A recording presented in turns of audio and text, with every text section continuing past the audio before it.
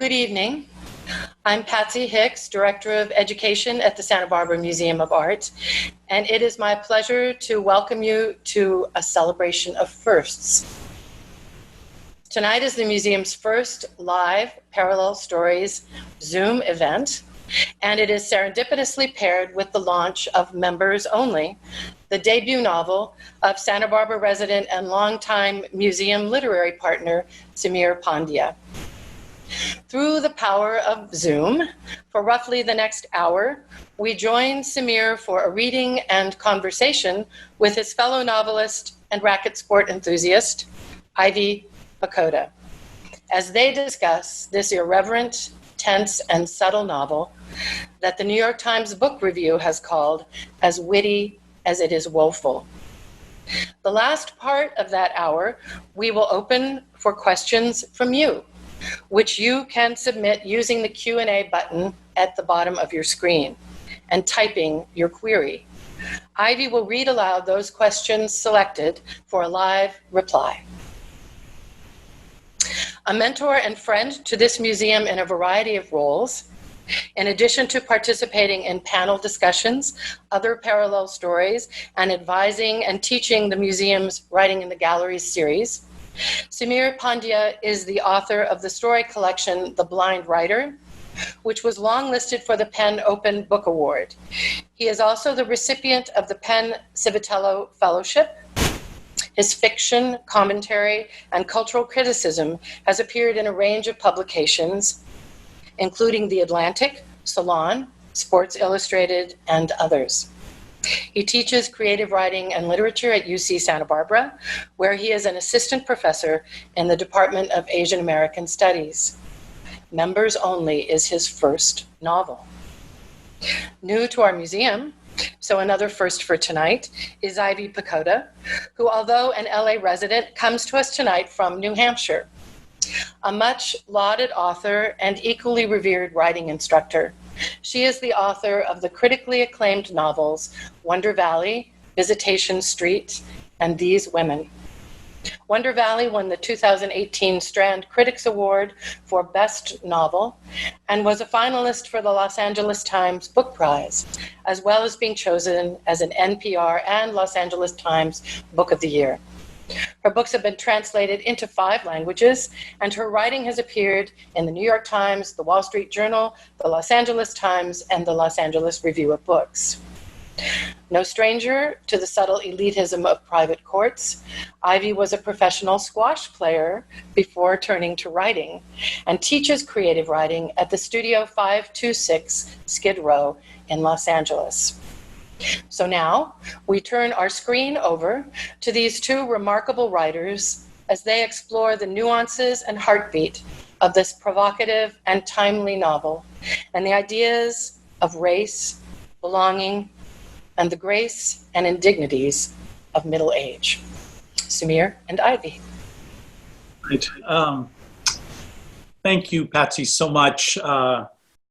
I want to first of all thank all of you for being here, and I really wish I could see you all in person, and I really wish all of you are well, and I know at some point we will all be able to see each other again, and I think it will be that much sweeter.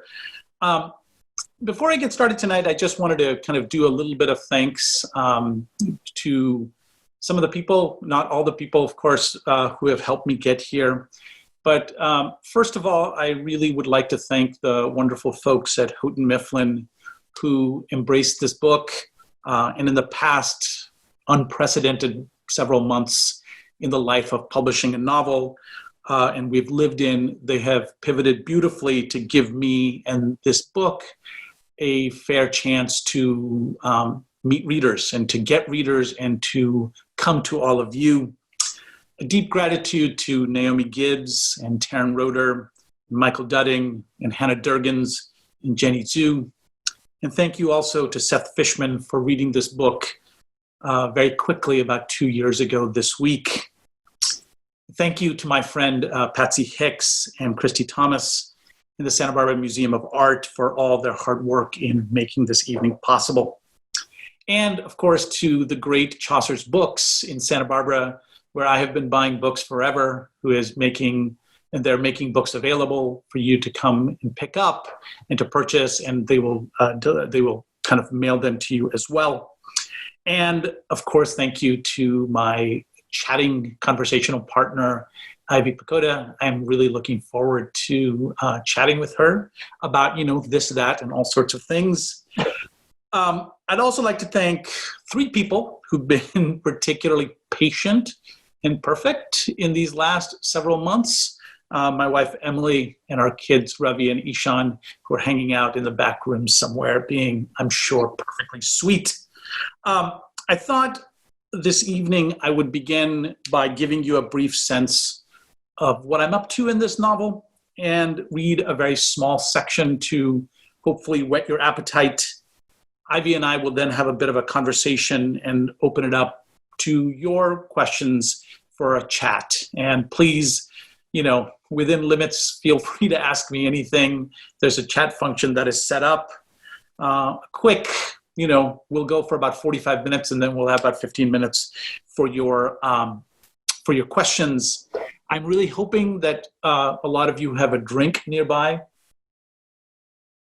because, I would like us to raise a toast to all of us and to have a drink and to chat and have a pleasant Tuesday evening together.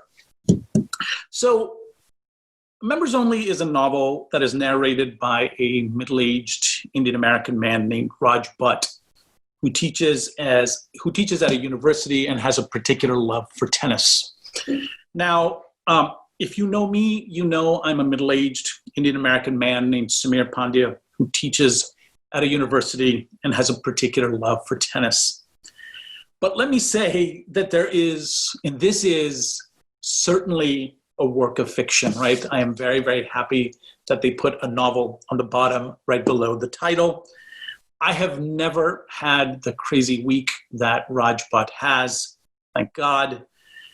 However, Raj's journey that I'm narrating in this book of figuring out his own racial identity, his engagement with what it means to get older, to raise children, to be a son and a husband and a father, is a journey that I have taken. It's a journey I'm square in the middle of taking currently. And so I think if I wanted to be honest about Raj, I needed, of course, to be honest about myself and the kinds of reckonings that I'm trying to work out in this book. And one of those places of honesty was around the questions of race, right? This is certainly an interesting moment to be publishing a novel on race and racial identity. The novel is set over the course of a week, but I also move quite a bit between past and present. And one of the aspects of Raj's life that I work through is him growing up in the Bay Area in the 1980s, amongst when he is in middle school and high school, amongst Black and white students. And what I've tried to do in this book is to explore, I think, what is known as the brown space between Black and white and what that means.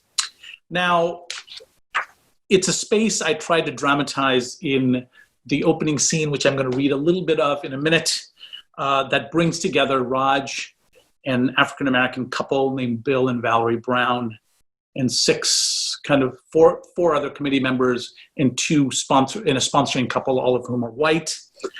What I try to do here is I set up a minefield and kind of to think about what we talk about when we don't actually end up talking about race. And what the rest of the novel tries to do is, in many ways, work through when we finally do talk about it, right? And so that there are ways in which the national conversation we're having on race right now is about kind of these larger systemic, explicit forms of race and racism. And what this novel is trying to do is to shine a light on some of their more implicit forms. And in bringing both of these things together, what I'm hoping that we can think about and talk about are the ways in which this kind of question of race continues to shape our lives, our collective lives, I think, in every aspect of how we live now. The novel is also kind of a smash up of these three forms of novels that I have loved and I've read forever, right? Which is, the first is a middle-age crisis novel, which is a novel that I read and I started liking when I was in my early 20s, kind of prepping for becoming middle-aged and being sad. I love the campus novel because I've been on a campus essentially since I was 18 years old, and I am no longer 18, so it's been a long time I've been on a campus. And of course, the immigrant novel, which is my own experience. And in bringing all these three things together, what I'm hoping, or what I've tried to do, is to open up each of these kinds of novel forms, right? Which is to destabilize what we expect from immigrant novels and to do the same thing with campus and the midlife crisis novel, right? To bring race into novelistic traditions, which normally don't occupy that space in the same way. And last, and this feels a little weird to say, but I kind of have an ambition to be funny, because I've just tried to do it here with Raj's voice. And I've tried to infuse this book with a little bit of humor in dealing with, I think, some issues that are deeply, deeply serious, and kind of infusing it with both light and dark humor at the same time. Okay, so with all that said, that was just a little bit of a setup. Hopefully you'll start reading soon and you'll get a sense of it very quickly. I'm going to read 3 or 4 pages. It shouldn't take me more than 5 or 6 minutes. And it's a scene early in the book where this couple, Bill and Valerie Brown, have come into this membership meeting, and they're in the middle of conversation. Okay, and I'm just going to take it from there.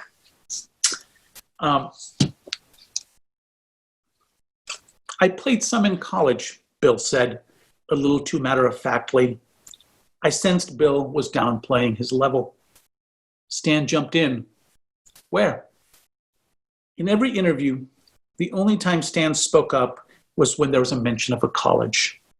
He'd ask about it, and without missing a beat, talk about Williams, how he'd played fullback there, read philosophy, went on to Harvard Law School, and settled into a life of contracts.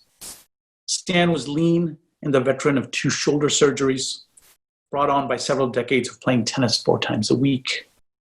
Before this whole interviewing process had started, I'd had no opinion of Stan. I'd seen him around, always getting off the court with an ice pack balanced on his shoulder. But at the start, Suzanne had asked everyone on the committee about their vision of these interviews. Everyone, including me, had said this and that about considering the past to forge the future. And then there was Stan. I've thought about it, and I've realized I don't have a vision. I just want high-level tennis players. Bad tennis offends me. This is a tennis club. A few days earlier, I'd seen him sitting in the hot tub reading a tattered copy of Don Quixote. When I asked him about it, he'd said he was rereading all the books that he'd loved as a young man to see if they still hooked him in the same way. I'm trying to remember who I was back then.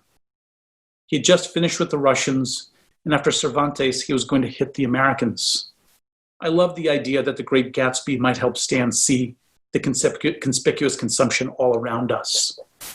It made me realize that despite all the Williams business, there was much to like about him.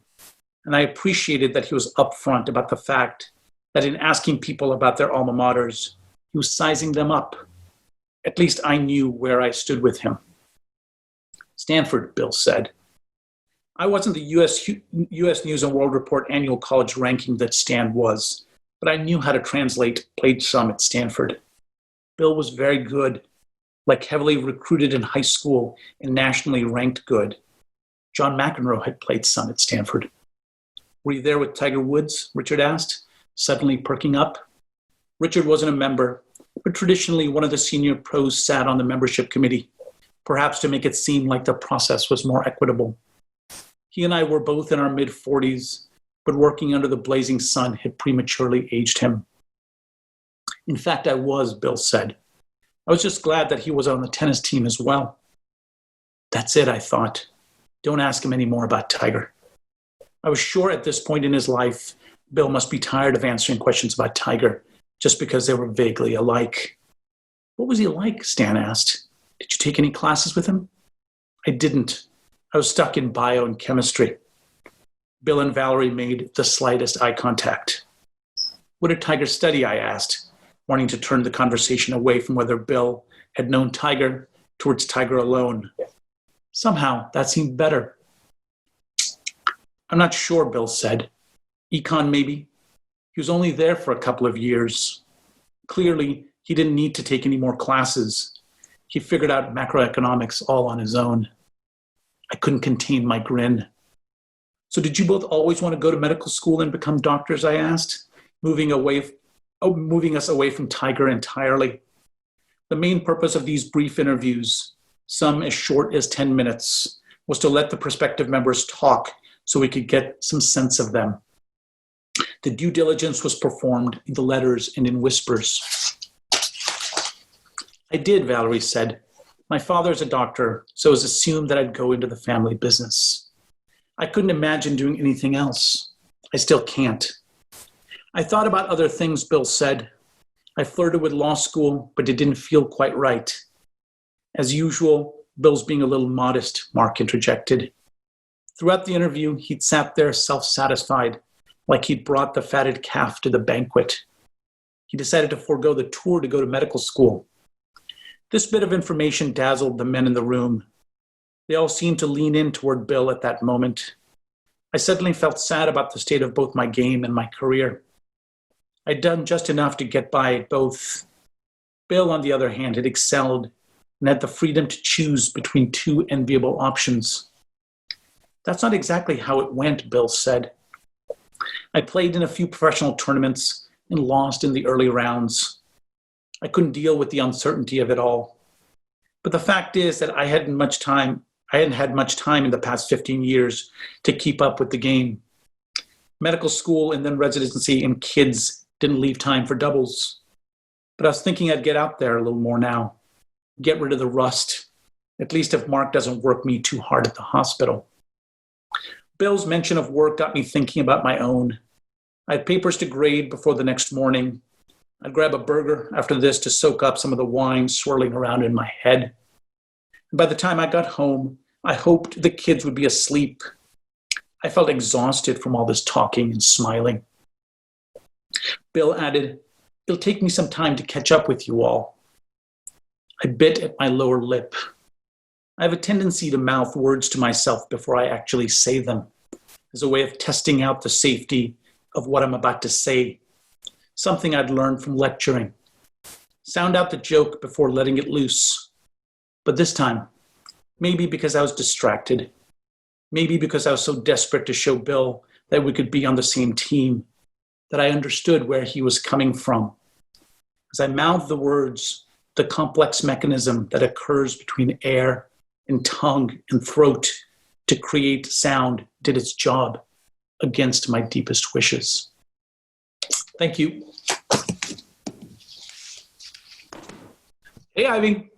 Hey, Sameer, what's up? Congratulations on your launch day. Thank you so much. For those of you who didn't know, first of all, are you drinking out of a tennis trophy? I have to know. I am not drinking out of a tennis trophy, though I like the idea of that. I have won no trophies, so there's that. Those look like what you got when you finished in third place in the squash nationals, were mint julep cups. So for those of you who missed it, Sameer was on NPR with Steve Inskeep this morning, which is about the best way you could kick off your publication day. So major congratulations on that. And it was a terrific interview. It's online. If any of you want to hear more, then you're going to hear right now. I absolutely love this book. As Patsy indicated, I am no stranger to elite country clubs, although I am an outsider in them, and I have to make that clear. I'm sorry. I need to save some face. But for anyone who might have missed the introduction, that scene takes place at the admissions committee of a tennis club in Santa Barbara called the TC. And as someone who has spent a lot of time in these places unwillingly, and I really was completely intrigued by why you decide to write a novel, which obviously has a lot to do with race, in a place that, the average person would assume is racist. How did the tennis club provide the launching pad for this discourse? Yeah. So, first of all, I will say that I do not name in this book that it takes place in Santa Barbara. And so I'm sorry. No, it's okay. It's okay. It's totally fine, because I think there are lovely Santa Barbarans out there. And, I'm not bagging on Santa Barbara. I just assumed it was set there because, there's some overlap with your life. So what I tried to do with this club that I set up, right? This club that I referred to as a TC, is I was particularly interested in what a version of this place looks like in California, right? Which is, in fact, we have all sorts of notions of what these clubs are like, right? Wimbledon is supposed to be on right now, which I think some of us are collectively missing to watch, right? Wimbledon is a very particular kind of club that fetishizes its Wimbledonness, right? And fetishizes this exclusivity. What I wanted to fictionalize was a space that is in some ways exactly the opposite, right? It understands that it is a private club. It does not pretend to be a public club, right? But what it is it's a very specifically California type of place. And the reason I wanted to set it there was, in some ways, I talked about a little bit of this in my introduction, which is that what I am interested in are the implicit ways in which race operates, right? The ways in which there are certain kind of discretions that are at play when we don't talk about race. And so this in some play, in a way which kind of thinks about itself as being open, was an ideal place to think about the ways in which kind of stratifications occur, right? Which is, race is, of course, not the only issue here, right? Which is, we're also very much talking about a class space, right? Which is the way in which we talk about who has money, who does not have money, and the ways that we don't actually explicitly ever talk about those issues. And so it seemed like, novelistically, in terms of the kinds of silences that I was interested in exploring in this book, that kind of fictionalized space seemed perfect for me. I love the idea of the word fictionalized space when talking about a country club or a place where sports are played, because, sports provide a sort of fictitious way to understand the world. For better or for worse, we enter the tennis court, the basketball court, the football pitch with this idea that the world is going to be, the game is going to obey this principle of lines and rules and boundaries. It's sort of a fictionalized way to understand human behavior, for this discrete amount of time, technically we're like, if the ball goes out, it's out, there can be an argument about that. So I think that it's interesting, not only is the tennis that you call the tennis club a fictionalized space, but it's sort of like a fictitious fictitious version of life to me.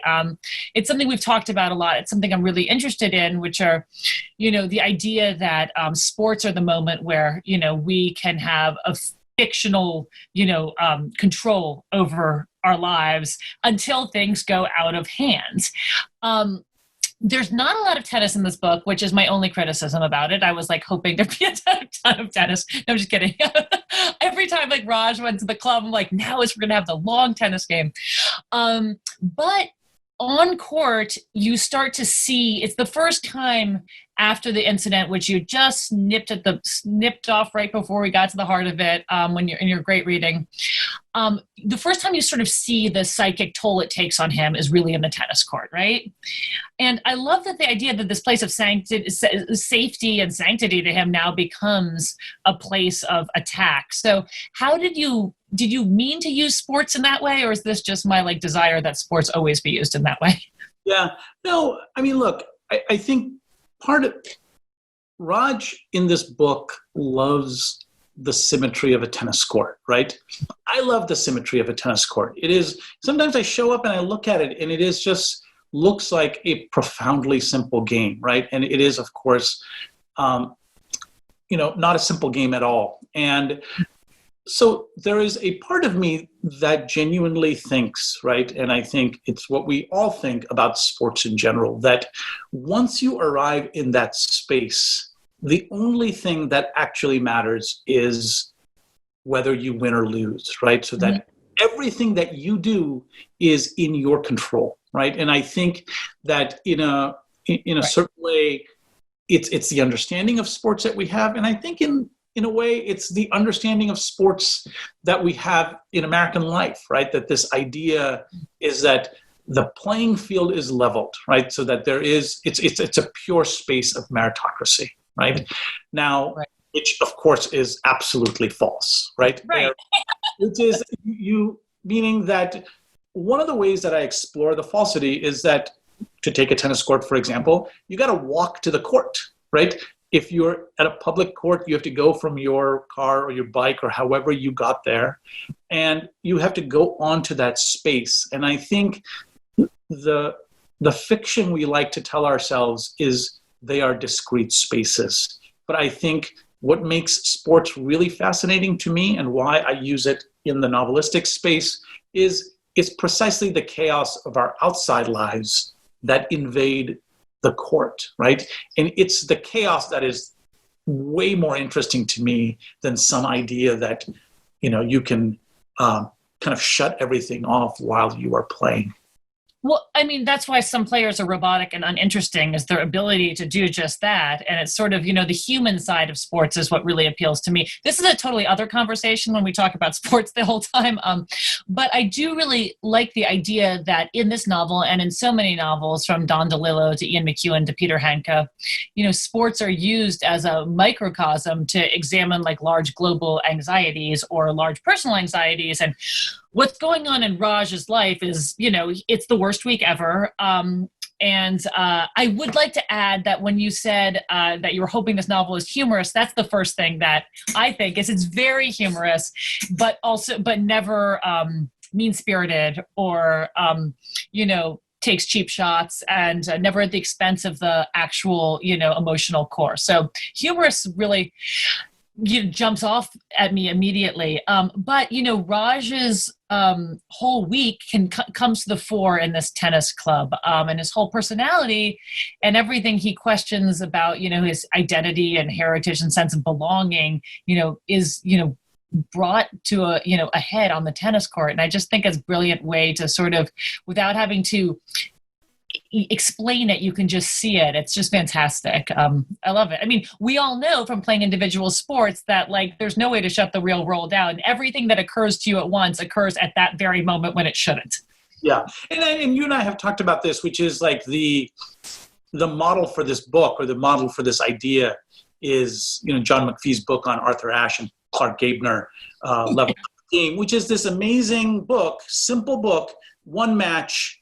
And of course, he moves so beautifully in terms of kind of what it took Ashe to get there and what it took Gabner to get there, right? To talk about race in the 60s in America. And so I tried, I kept that book close by as I was writing this, is because I think as we all do, because it's a good book to turn to as often as we can. Yeah, and for anyone who hasn't read it, it's not just about sports, like about understanding anything. You can't understand that present moment without understanding all the things that add up to that present moment, which is another thing, I mean, that is so brilliant in Members Only, is the sense that Raj is having a reckoning with his life this week. And in the middle of it, he is drawing on his entire history as, an immigrant, an Indian immigrant. He has so he is the sum total of all his experiences as you've given it to us on the page. And you do such a great job of, bringing the past into the present. How aware, I mean, he's an anthropologist, so that's probably sort of how his mind works, but how did you sort of strike that balance between these, the present day action of the book, and also threading, we understand him by these flashbacks, which are so tricky to do in fiction? Yeah. No, I mean, it is, you know this, right? Which is formally, it's a hard thing to pull off, right? You want to give enough backstories so that the character deepens, right? It kind of continues to work in particularly interesting kinds of ways. you spend way too much time in the backstory and the thing completely drags, right? I've done that with other novels where I'm like, oh, I can begin to skim this, right? And so what I tried to do was I tried to keep it as minimal as possible, but also what I'm trying to do in the span of a week is to give a wide expanse of this guy's life, right? And so, and part of the ways that I tried to do it was I stitched it by, in some ways, imagery, right? Which is that, is there a way, there's a moment on, I don't remember, I think it's on a Tuesday evening or Monday evening, where he is in the pool, he's touching the water and feeling the water. And it's the feel of the water that kind of takes him back to a memory 10 years before. We don't actually know what happens with that memory or how that scene ends until, 20 or 30 or 40 pages later. And so I'm happy to hear that it works, right? That is the thing that one feels really nervous about. Yeah. But what I wanted to add quickly to that is what I want to be what I was particularly aware of is, there's the idea that the past shapes our present. But I think what I found way more interesting in this book was the ways in which the present moment that he's experiencing helps him rethink his past. In kind of, it opens it up in a way that it wouldn't have been open in the same kind of way. It's funny. It's interesting because when you get to the very end, and we're not obviously going to get there in this talk in any meaningful way, that's going to give it away, but he does sort of have this reverse telescopic view of his life that this, he is, that's what I was really, I love the end of this book. It's so evocative and it's very quiet, but it's it's incredibly satisfying. The sense that exactly what you just said, he takes this very quiet moment with his family and is able to sort of expand out from there, and it sort of comes full circle. It's beautifully done. But I wanted to talk about something that we haven't talked about, which is something I'm very interested in, is your interest in campus novels, because I think, having a professor, my father was a professor, my stepmother's a professor. I'm a little bit allergic to campus novels, because when they're done badly, they're just awful. Like, they're inside baseball. They are often very pretentious, and I think it's a minefield that you waded into. What I think is so striking in this book is it's a campus novel I've never read before. This is the new type of campus. This is a campus that doesn't have cozy stability. It has massive instability. It's a new novel, a new campus where students feel empowered to, challenge their teachers, and not in the polite way. This is the campus where we have, the world of adjuncts who aren't getting, tenure and jobs. This is not the campus novel of like Wallace Stegner. So like how obviously this is somewhat based on your experience, but like it's a big swing to do a campus novel. So how aware were you of, like, obviously quite aware that you're wading into that, and how much did you bring in this new world intentionally or not? Or yeah, I mean that's a great question. Look, you're totally right, which is that to say that you're writing a campus novel is a really overdetermined thing to say, right? You're setting yourself up for failure, because I think in some ways there are so many good ones, but even within the good ones, there is such cliche that is embedded within them, right? Which is, but I've had a very, very different experience in some ways on campus, right? And my experience has been kind of arriving at a college campus in 1990, 10 years after I immigrated to this country, right? Going to graduate school and studying literature and anthropology. And what I've begun to see is, in some ways, the kinds of things that were being taught were radically shifting, right? So that when I went to graduate school in the 1990s, it was an exciting place to be in graduate school, right? Which is that there were arguments and conversations around the canon and the problems of the canon, the ways in which we think about race and theory, to kind of deconstruct texts that we thought were ideal and perfect and unchallengeable, right? So for me, the campus space has not been staid. It's always been exciting. It's always been full of challenge and rigor and confusion and exhaustion and beauty and everything else. But in the time that I've been there, you're right. There are aspects of it that have changed significantly, right? And what I tried to do, the main change I think I made and that I wanted to do from the very beginning was to make Raj not a tenured midlife professor, right? Mm-hmm. Because that creates the arc of the novel even before you start writing it.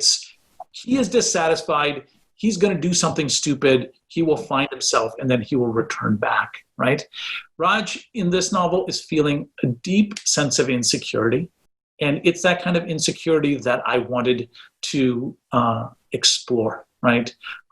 And it also turned out that I think this conversation around the kind of arguments between students and faculty and the tumult that goes on there has continued on in interesting ways. And I kind of just tried to reflect that in the novel as best as I could.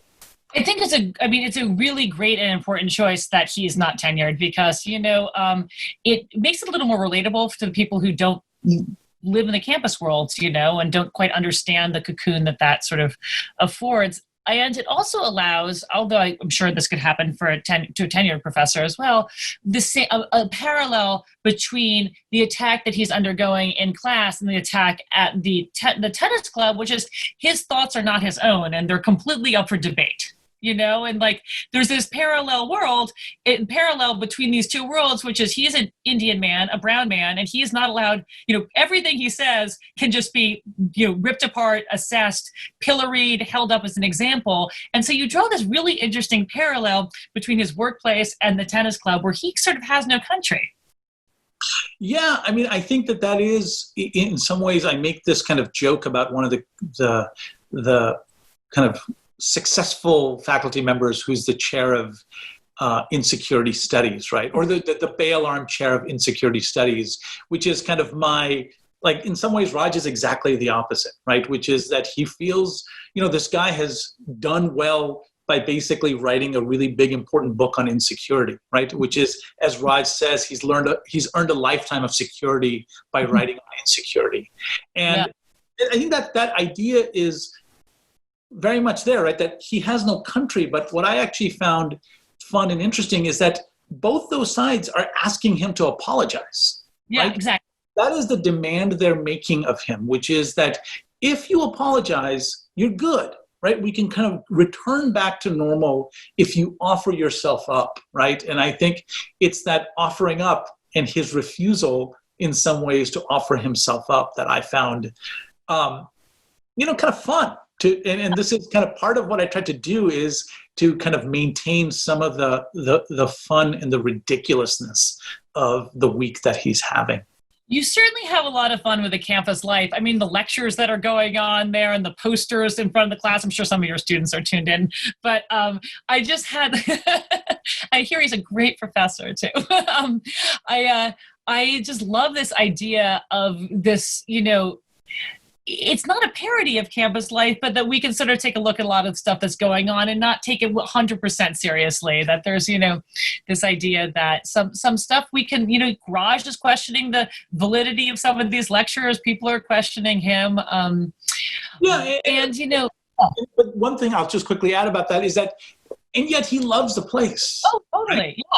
Yeah. And that's the thing is that he's devoted, like when he feels like he's going to lose this job, he's like, but this is all I have, right? Like he's good at what he does. And so anyway, go ahead, continue with your question. That comes across really well. I mean, it's really hard. I'm a writer, I'm a writer. I know how hard it is to sort of walk that tightrope between having him be totally likable and like correct in a certain way in what he does and like, a really good teacher, but also have all these things, like the plate, like all these tests hitting him, but having him sort of stay the course and not sort of just having laughs at his expense. Like through the whole time, you never debase him.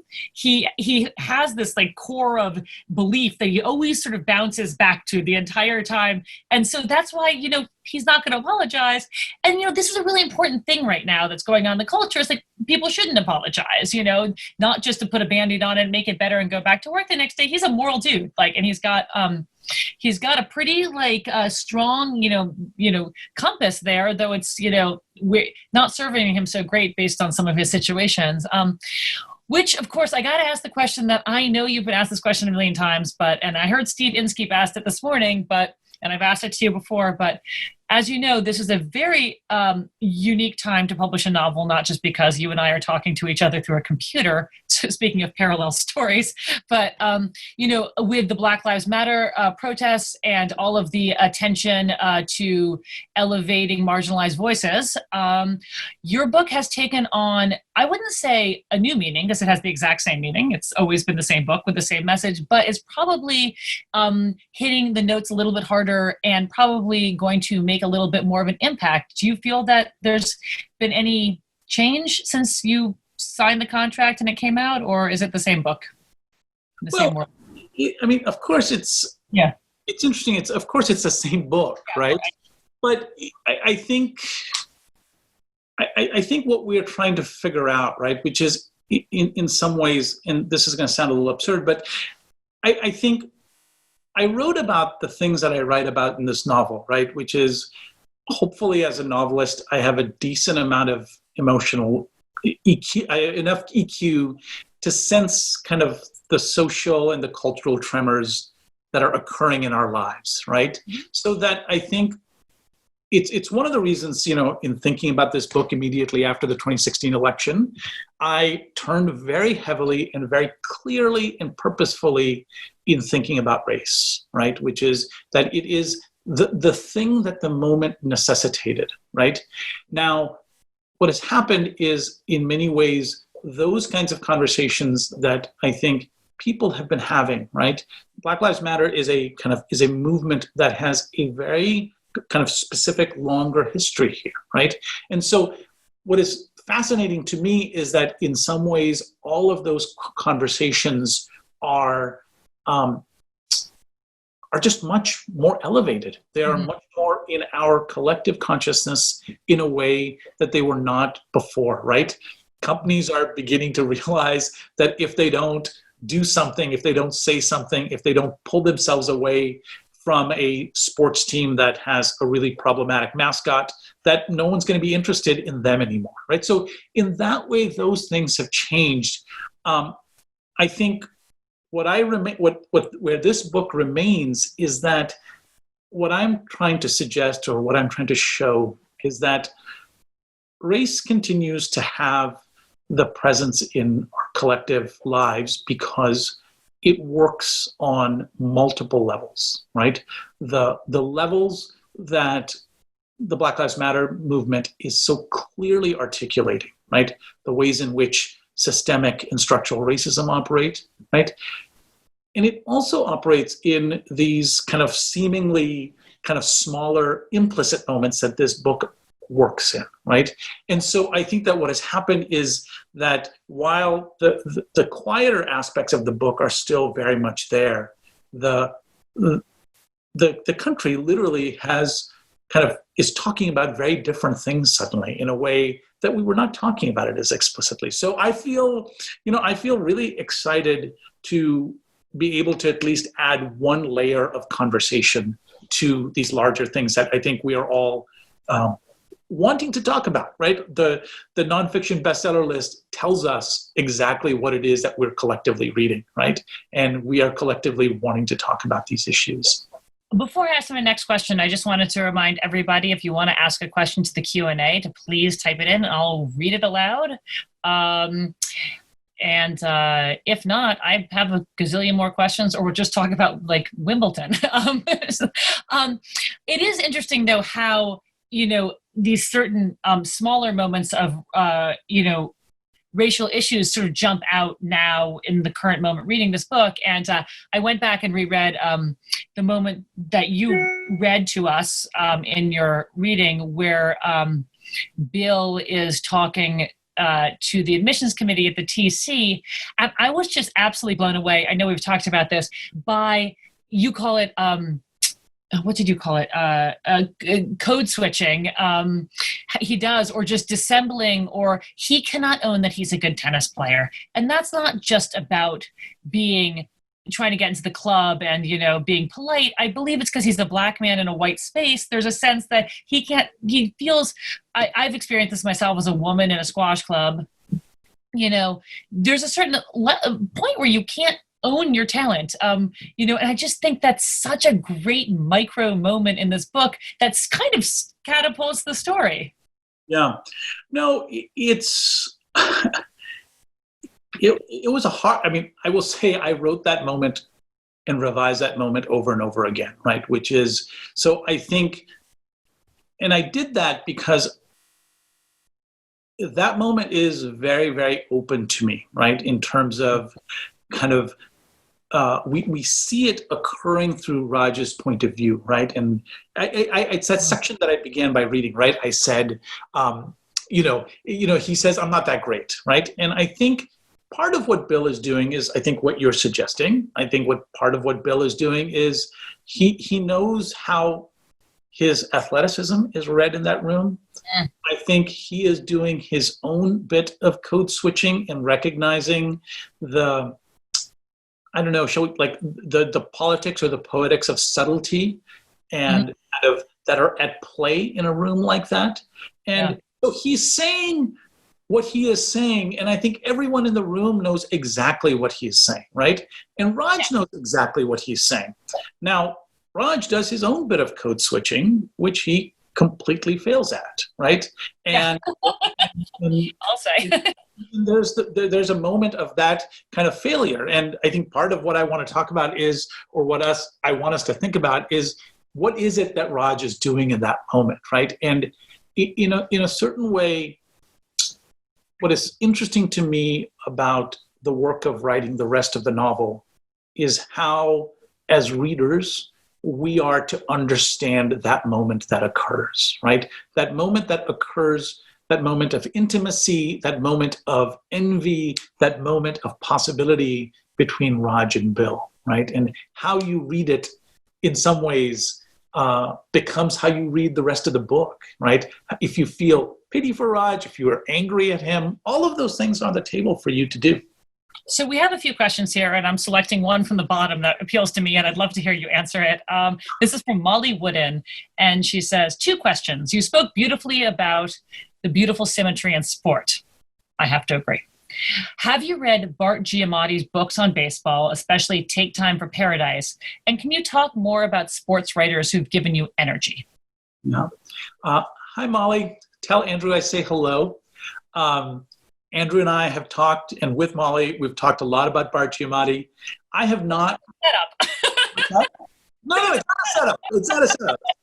But I have not read anything by Bart Giamatti, but I will talk about kind of the sports writing that has given me energy, right?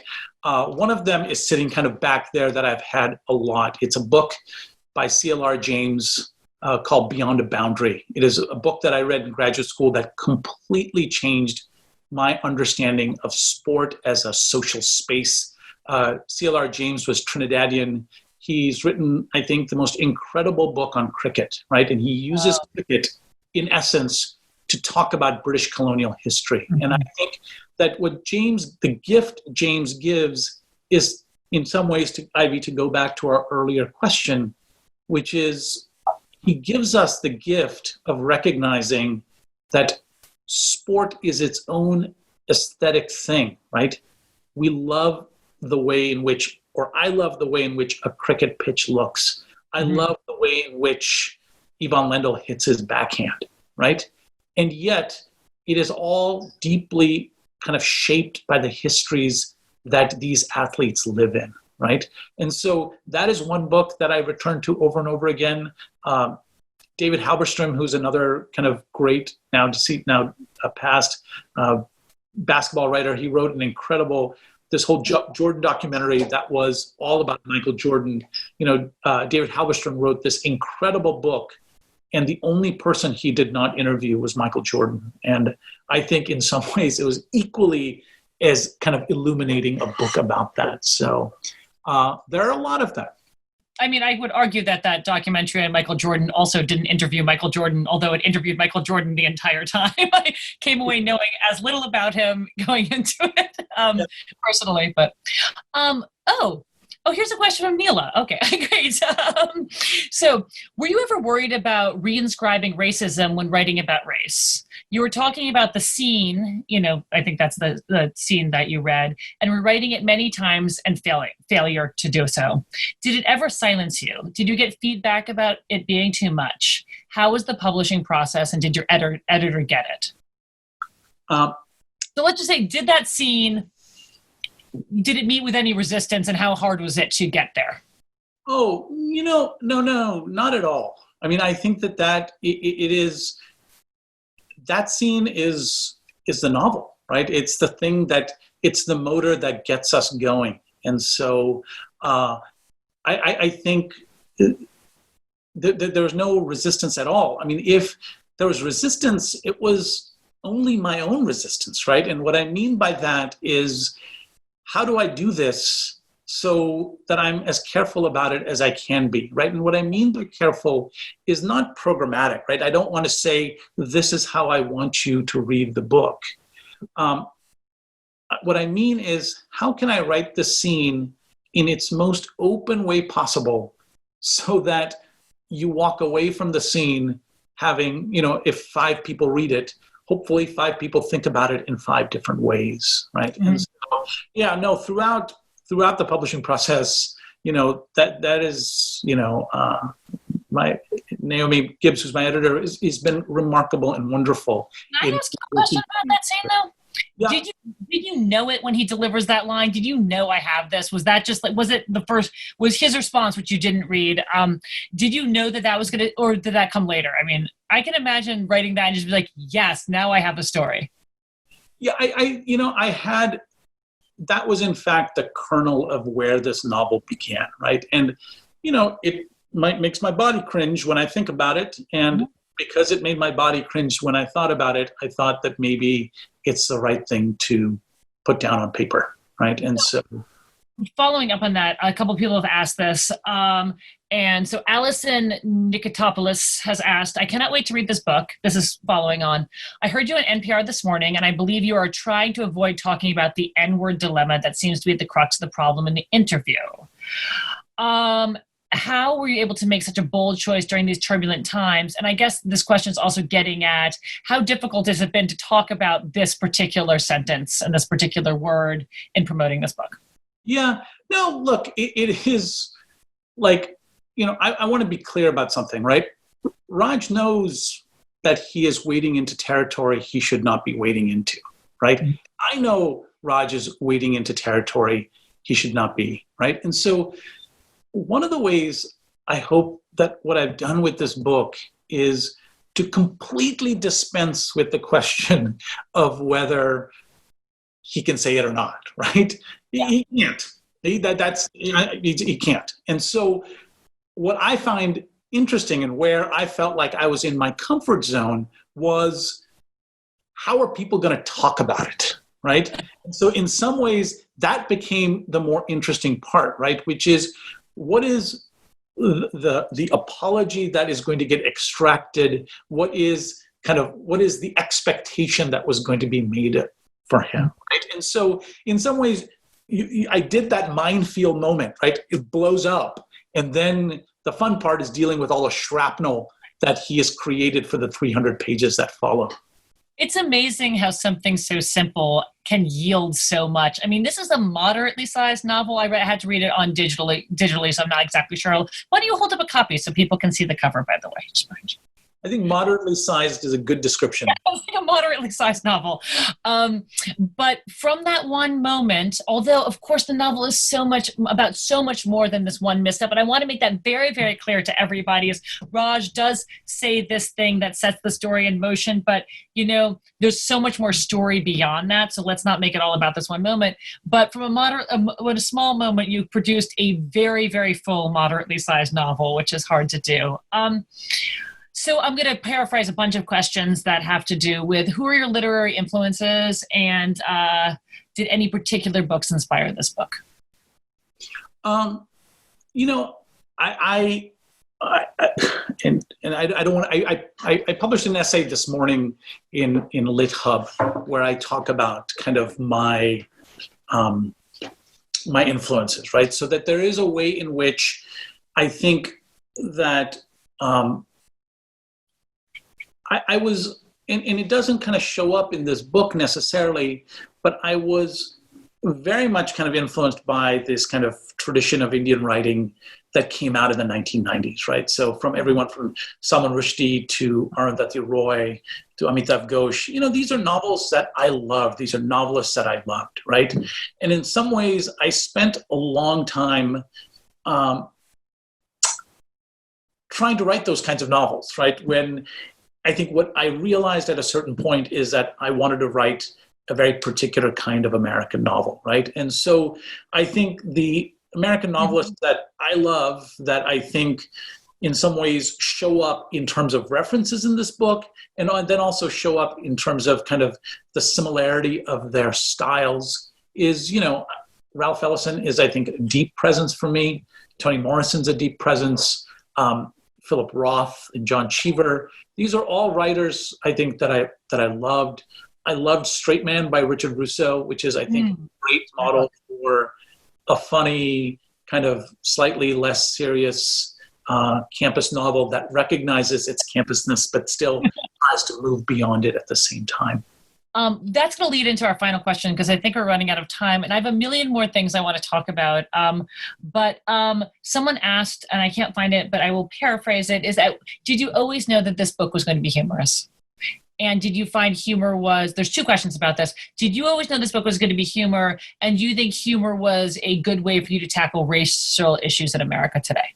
Yeah. Look, I did not know that it was going to be humorous. I did at a certain point tap into Raj's voice, right? And the second I tapped into Raj's voice, a lot of this kind of, and the humor, one of the things I want to point out is it's really self-deprecating, right? Which is the ways in which he makes fun is in some ways as a shield that he places on himself in order to protect his own kind of emotional space. And so there is a way in which the humor has been or was so central to this story, because in some ways it's what he needs, it's what he requires. And because the humor is there as a protective mechanism, right, of the kind of deeper, more serious things that are at play in his life, what that helped me do in some ways was to balance that serious with the funny, right? And so I am deadly serious about the things that I'm serious about in this book, right? Mm-hmm. But because it is being told through this guy's voice as he is doing everything he can to not end up in a pool of his own self-pity or kind of his disasters that he creates, the humor kind of pushes a lot of that madness away, right? And so, absolutely, right? Like, I think it feels like a big ambition for me to want to be funny or want Raj to be funny. And, well, I think that's sort of his downfall.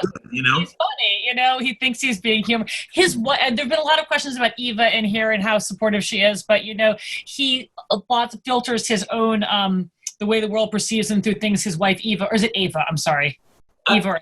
Yeah. Okay, the way she, the way she judges him, and so he is funny, but also sort of prone to gaffes. I just want to say before, I don't think we can take any more questions, but I'm a parent of a 5-year-old who I'm really hoping you don't hear running around in the background.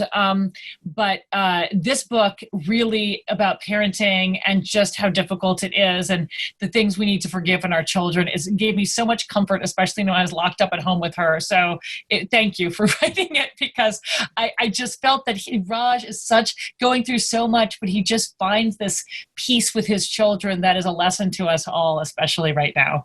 Yeah. No, I think that I'll say two things to quickly close before we pass it on to Patsy, which is that, I really appreciate, or I try to create this back and forth between him and Eva, right? To kind of get a sense of the ways in which the two of them kind of operate in this kind of madness together, right? And which is, a question that I've been asked often about this is why kind of, usually in these kind of novelistic traditions, the man takes off, right?